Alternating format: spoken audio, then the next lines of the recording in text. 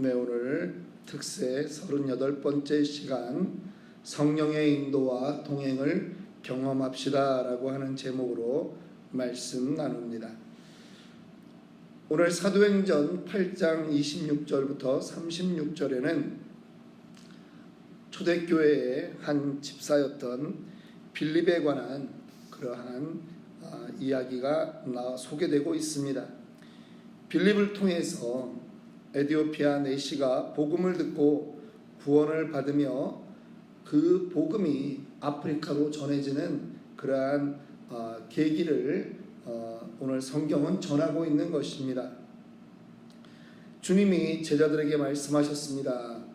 오직 성령이 너희에게 임하시면 너희가 권능을 받고 예루살렘과 온 유대와 사마리아와 땅끝까지 이르러 내 증인이 되리라, 이렇게 약속하셨습니다.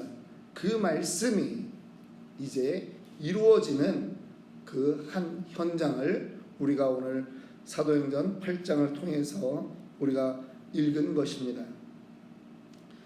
모든 그 말씀이 전파되는 과정 중에 누가 있느냐를 지금 성경은 말씀해주고 있는 것입니다.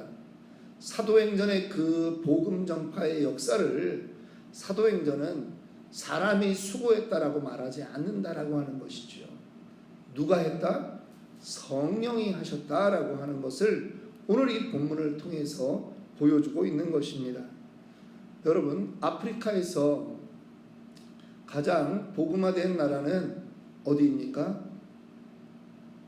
에디오피아입니다. 에디오피아 사람들은요, 자기네들을 솔로몬의 그 후예라고 말합니다. 왜 그렇게 말할까요? 솔로몬 시대에 스바의 여왕이 그 아프리카에서 많은 재물을 가지고 솔로몬이 있는 이 이스라엘 땅까지 왔습니다. 그리고 돌아갈 때 전설에 의하면 스바의 여왕이 임신을 했다, 이렇게 아프리카 그 이디오피아 사람들은 그렇게 믿는 것입니다. 그래서 자기네들은 솔로몬의 후예다.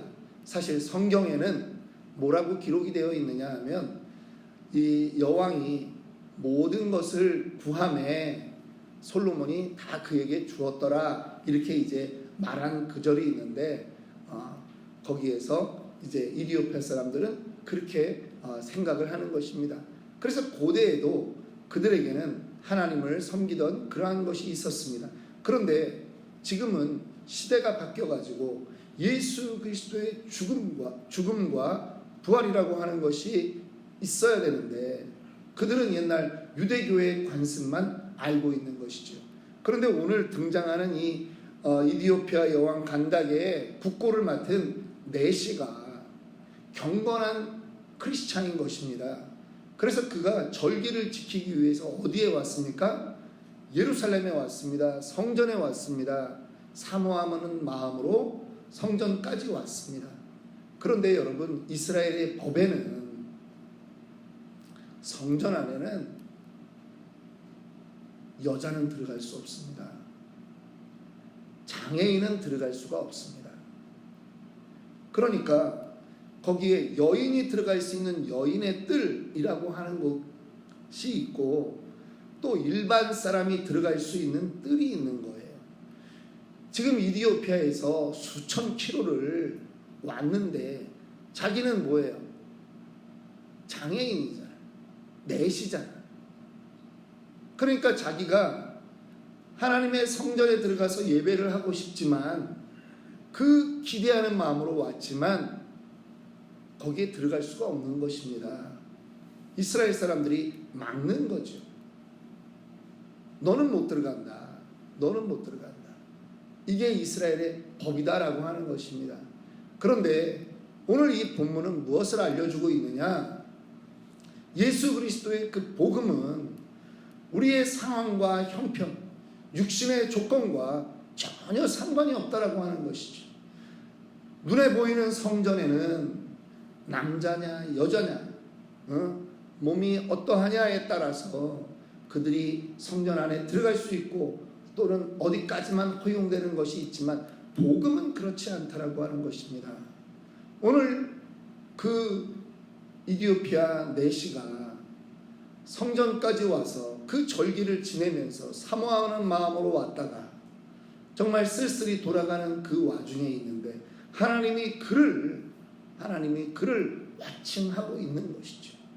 그래서 하나님이 이 영혼을 불쌍히 여기시고 이 영혼을 통해서 아프리카 복음 전도의 사명을 하나님이 새롭게 바꾸어 나가시는 것입니다. 사람은요 어떻게 생각합니까? 이디오피아 여왕 간다게의 국고를 맡은 재무장관이 되어 있는 저 사람이지만 결국은 내시 아니냐, 사람들은 비웃을 수 있어요. 그런데 하나님의 관점은 그렇지 않다라고 하는 것입니다. 하나님은 그를 통해서 이 복음이 전파되는 것을 기대하고 있다라고 하는 것입니다.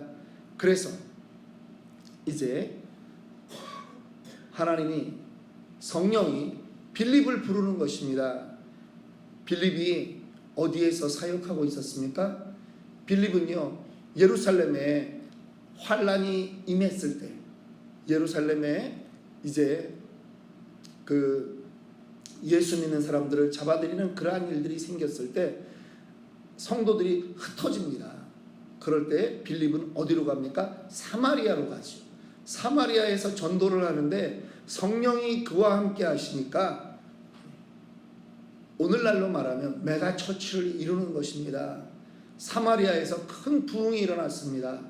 거기에서 사람들을 케어하고 있기도 바쁜데 어느 날 성령이 오셔서 빌립아, 네가 이제는 가사로 내려가라, 그렇게 말하는 것입니다.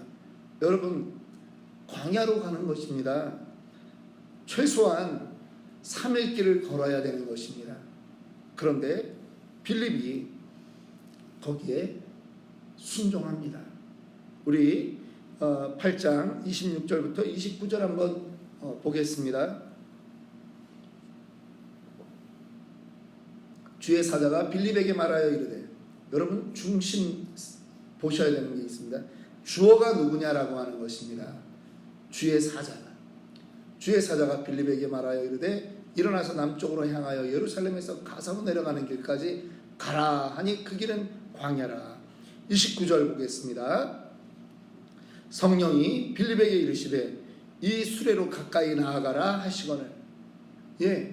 지금 3일 길을 걸어갔습니다. 그런데 공교롭게도 이디오피아 그 내시의 마차를 만나게 되는 것입니다. 화려한 마차였겠죠. 그런데 성령이 말하는 것입니다. 수레로 가까이 가라, 그 마차로 가까이 가라 말하는 것입니다. 빌립이 이 말에 역시 순종하는 것입니다. 그 순종을 통해서 하나님의 계획이 이루어지는 것을 우리는 보게 됩니다.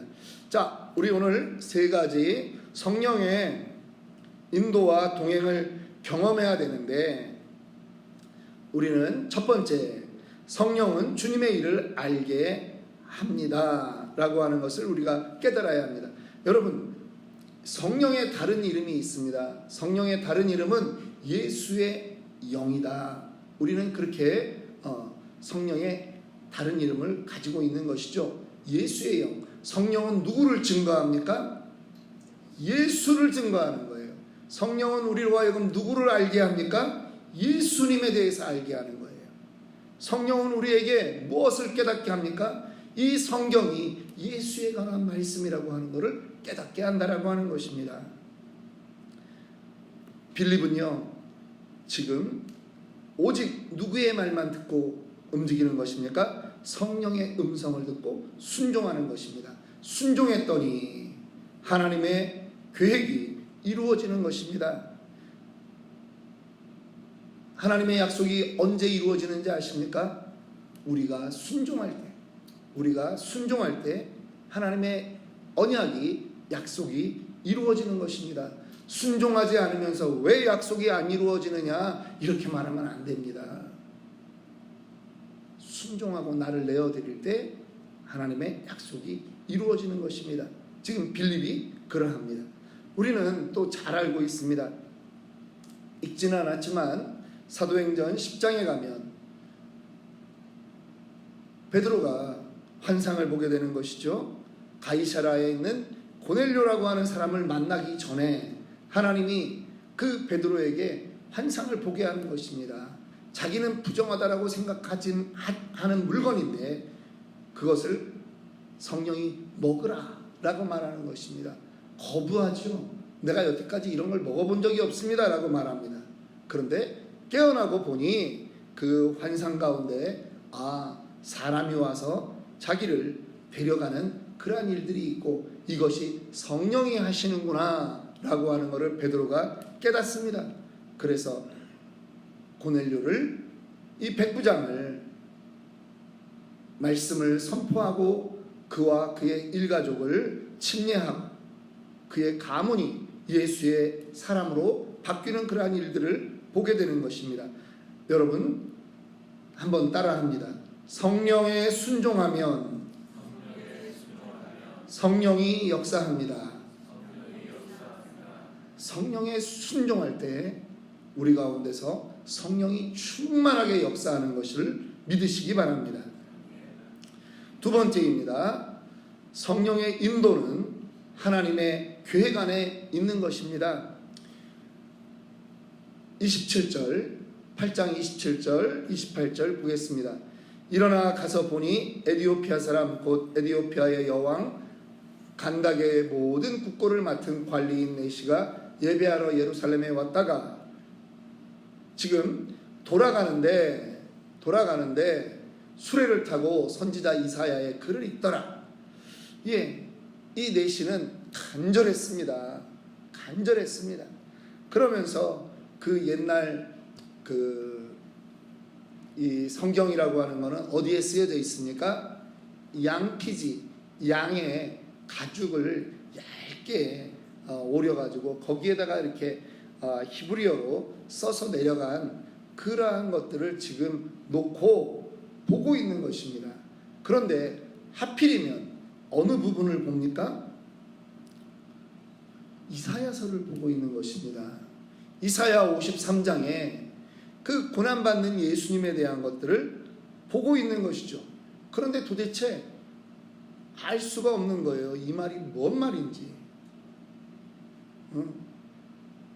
양과 같이 끌려갔고 털 깎는 자 앞에 있는 어린 양과 같이 조용히 있었고 재판을 받는데도 공정하지 못했지만 그것을 참았고 생명까지 이 땅에서 다 빼앗겼다. 이게 도대체 무슨 말이냐라고 하는 것이죠.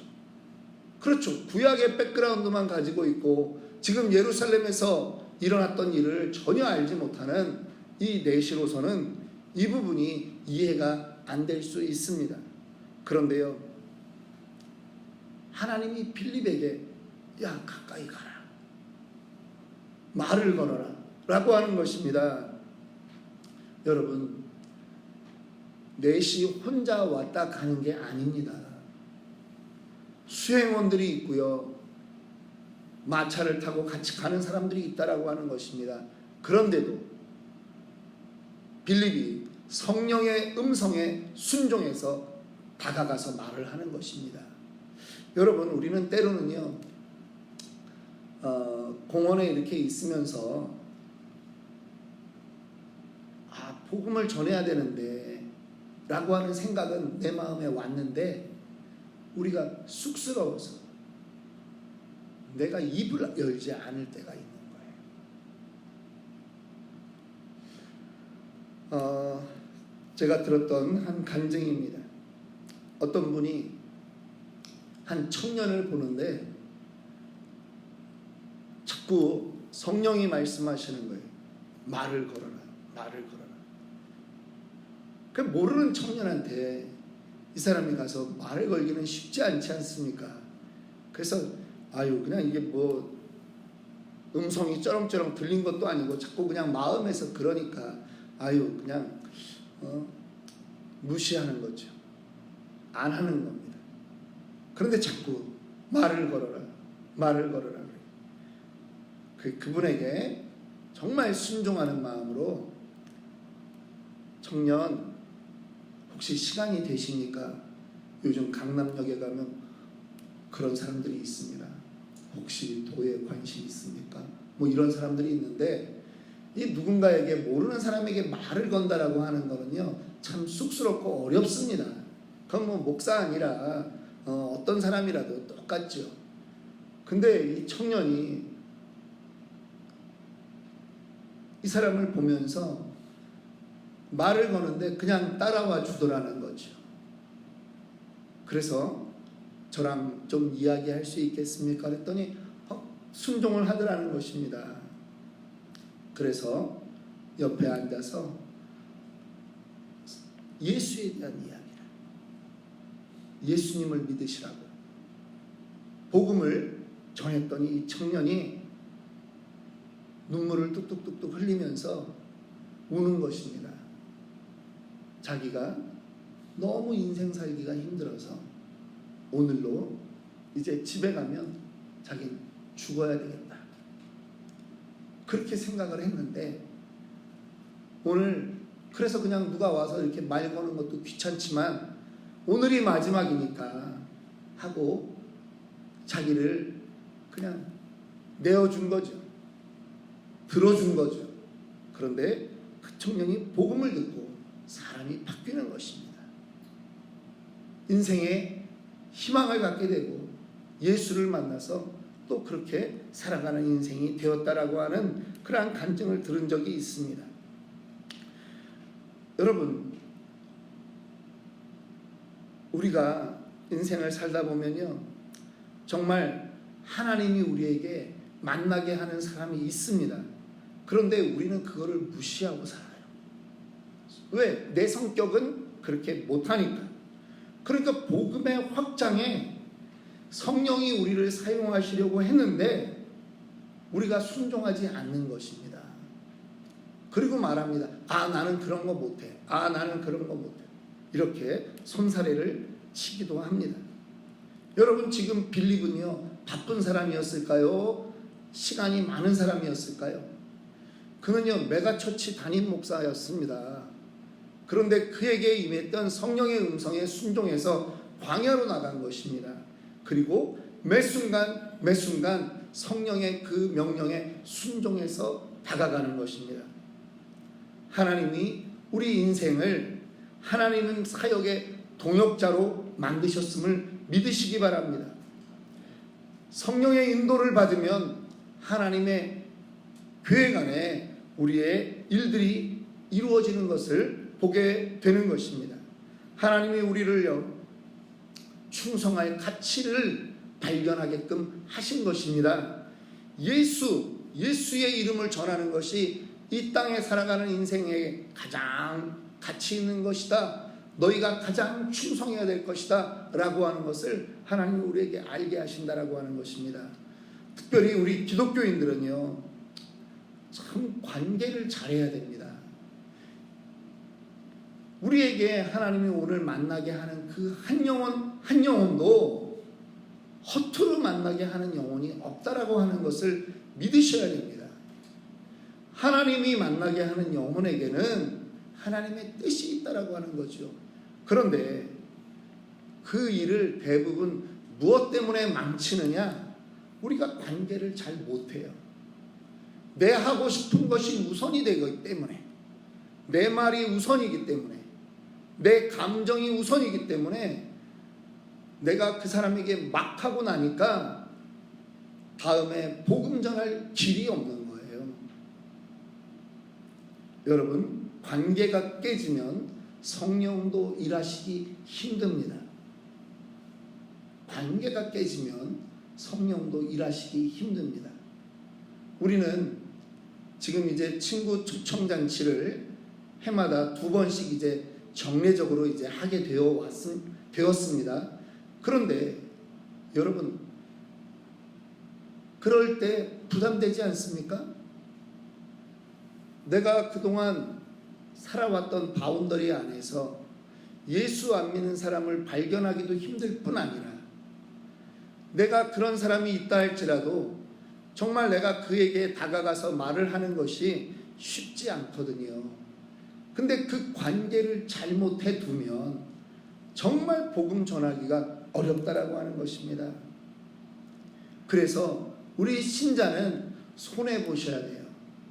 손해 봐야 돼요. 신자는요, 억울해야 돼요. 왜? 복음이 나를 통해서 전달되게 하기 위해서라고 하는 것입니다. 세 번째입니다. 성령은요, 순종하는 사람에게 그를 인도하실 뿐만 아니라 그와 동행하십니다. 성령에게 순종하면 인도함도 받고 성령의 동행도 경험할 수 있다라고 하는 것입니다. 29절 말씀 다시 한번 읽습니다. 성령이 빌립더로 이르시되 이 수레로 가까이 나아가라 하시거늘. 빌립이 성령의 인도를 받아서 광야길로 갔습니다. 지나가는 마차를 보았습니다. 그런데 성령이 말씀합니다. 수레로 가까이 나아가라. 갔더니 이미 말씀을 받을 준비가 되어 있는 사람이 있었다라고 하는 거죠. 나는 어떻게 할까 그러는데 내가 순종했더니 이미 하나님이 해놓으신 일이 있었다라고 하는 것입니다. 믿으십니까? 이것이 영적인 세계의 신비라고 하는 것입니다. 기도는요, 이러한 영적 세계의 언어인 것입니다. 기도가 깊어지면요, 영적인 능력도 자라납니다. 그런데 기도를 하는 것만큼 중요한 것이 무엇이냐? 성령의 음성에 순종하는 것입니다. 여러분, 기도했으면 순종해야 됩니다. 기도했는데 나가서 또 내 혈기를 부리미는 인생으로 살면 안 된다라고 하는 것입니다. 그래야 성령의 인도를 받고 오늘도 성령과 동행하는 그러한 인생이 될 수 있다 하는 것입니다. 믿으십니까? 이제 함께 기도하겠습니다. 우리 교회에 정말 강하고 깊은 성령의 임재가 늘 경험되는 그러한 이 자리가 되게 하여 주옵소서. 이 전에서 예배하는 모든 성도의 마음을 성령 하나님이 터치하여 주옵소서. 영과 육이 연약한 성도들이 있습니다. 그들을 회복시켜 주시고 강건케 하여 주옵소서. 치유와 임신과 부흥의 기적이 이 가운데 나타나게 하여 주옵소서.